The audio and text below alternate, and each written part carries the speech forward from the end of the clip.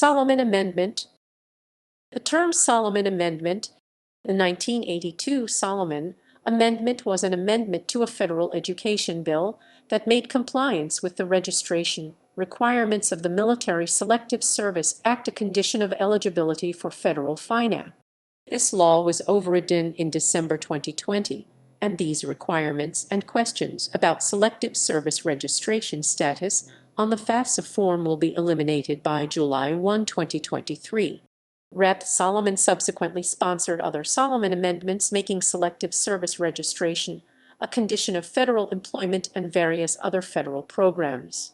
The 1996 Solomon Amendment is the popular name of 10 U.S.C. SS 983, a United States federal law that allows the Secretary of Defense to deny federal grants, including research grants, to institutions of higher education if they prohibit or prevent ROTC or military recruitment on campus. History.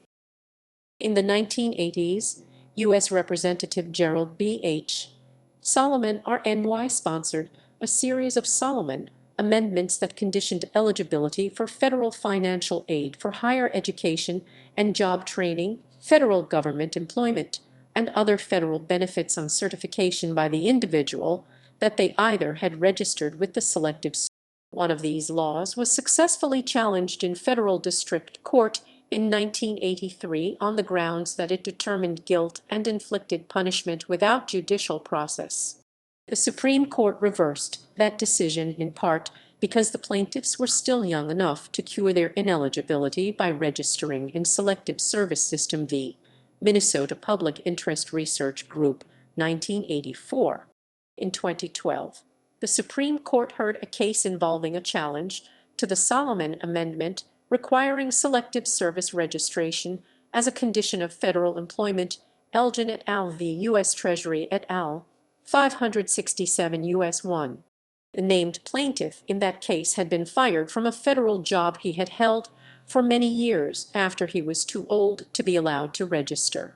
The Supreme Court decided the case on procedural grounds and has yet to rule on the constitutionality of the Solomon Amendments as applied to men over age 26. The Solomon Amendment relating to ROTC and military recruiting was passed in 1996. It denied federal grants from 8 federal agencies, including research grants to colleges and universities, that prohibit or prevent the U.S. Armed Forces from recruiting on campus in a manner at least equal in quality and scope as other employers, or that fail to allow for ROTC programs as part of their academic programs subject to the same standards as other. It was recodified in 1999.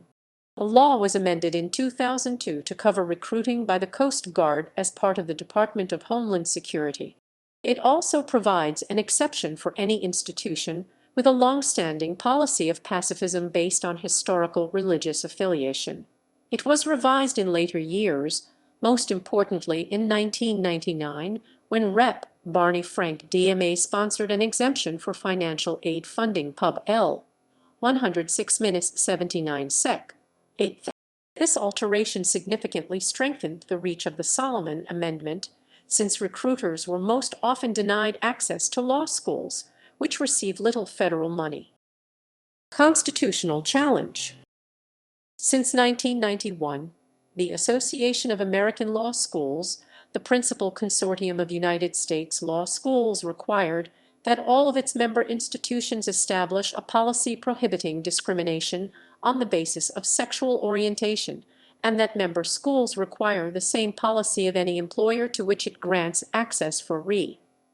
Many law schools used to oppose military recruitment on campus because the militaries don't ask, don't tell policy denying employment in the military to open gays and lesbians contradicted their non-discrimination policies.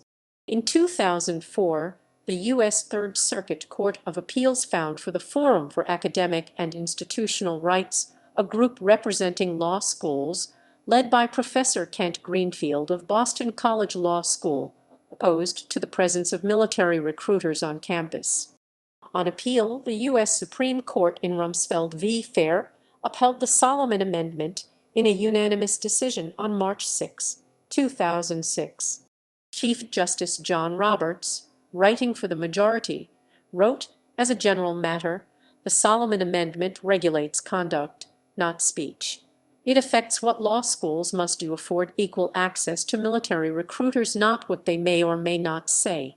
At least two institutions, Vermont Law School and William Mitchell College of Law, have declined. Both positions were taken as a protest to the military's don't ask, don't tell policy. These schools receive little in way of federal funds compared to large research universities, making it more feasible to forego the federal funding. With the repeal of Don't Ask, Don't Tell in 2011, both schools removed their bans on campus military recruiting.